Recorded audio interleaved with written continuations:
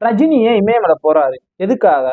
யார் அந்த பாபாஜி? அங்க போனா எல்லாமே மாறிடுமா? வாழ்க்கையே வித்தியாசமாயிருமா? கனவுல கூட நினைக்காத ஒரு அற்புத அதிசயம் நடக்கும்னா நீங்க கண்டிப்பா இமயமலை போய் பாபாஜியை பார்க்கணும். ஆமாங்க, இதை நான் ஏன் எதுக்கு சொல்றேன்னா, ரஜினி தன்னோட வாழ்க்கையில ஒரு 35 வயசு வரைக்கும் இறைவனை பத்தி எதுவுமே இல்லாம சாதாரண மாநில பிறவியா வாழ்ந்தவர். மாநில பிறவினா எல்லாமே பண்ணிட்டு வாழ்ற ஒரு மனுஷன் தன்னோட ஒரு நடிக்க வந்ததுக்கு அப்புறம் இறைவன் மேல அவ்வளவு அன்புங்க. ஏன் ஒரு 10 வருஷத்துக்கு முன்னாடி 15 வருஷத்துக்கு முன்னாடி ரஜினி கிட்னியே இல்லை, அவரால் உயிர் வாழ்றது ரொம்ப கஷ்டம். அவரு அந்த டயத்துலயும் இறைவன் பாபாஜி நம்பினாரு. அங்க போயிட்டு வந்து ஒரு மிராக்கல் லைஃப்ல எவ்வளவு பெரிய ஸ்டாண்டர்ட் ஆனாரு எல்லாத்துக்குமே அந்த விஷயம் தெரியும். இப்படிப்பட்ட பாபாஜிய ரஜினியை தவிர்த்து பல பிரபலங்களும் சரி, சாதாரண மனிதர்களும் சரி, அங்க போயிட்டு வந்தோடனே மாறுது என் வாழ்க்கைக்கு ஒரு முற்றுப்புள்ளி, ஒரு முடிவுன்ற ஒண்ணு அடுத்த ஒரு தொடக்கம் ஆகுதுன்னு நிறைய பேர் சொல்லி நான் கேள்விப்பட்டிருக்கேன். நீங்களும் ஏன் நானும் ஒரு வட்டம் பாபாஜியை பார்க்க இமயமலை போகணும். என்னுடைய பாபாஜி அவருடைய என்ன பவர், என்னுடைய குருநாருடைய என்ன பவர்ங்கிறது எனக்கு தெரியும்.